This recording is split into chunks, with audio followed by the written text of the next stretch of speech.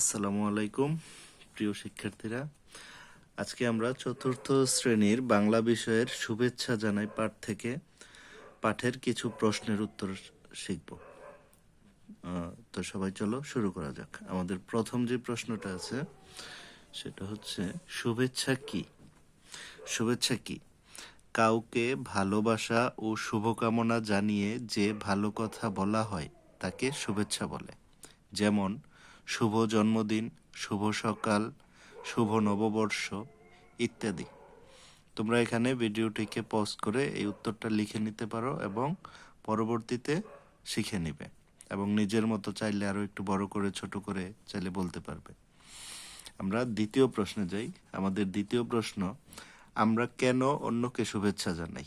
আমরা যে শুভেচ্ছা জানাই তার তো একটা কারণ থাকে, তাই না? তো আমরা কেন শুভেচ্ছা জানাই, আমাদের উদ্দেশ্য কি, সেটা আমরা জানবো আমাদের দ্বিতীয় প্রশ্নের উত্তরে।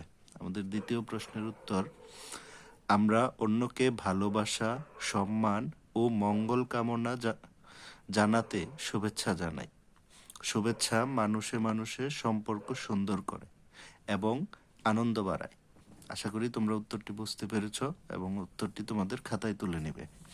আমাদের তৃতীয় প্রশ্ন, শুভেচ্ছা কার্ড তৈরি করতে কি কি জিনিসের প্রয়োজন হয়? তোমরা জানো একটা কার্ড তৈরি করতে কিছু আলাদা জিনিস লাগে, তো সেই জিনিসগুলো আমরা এই প্রশ্নের উত্তরে জানব।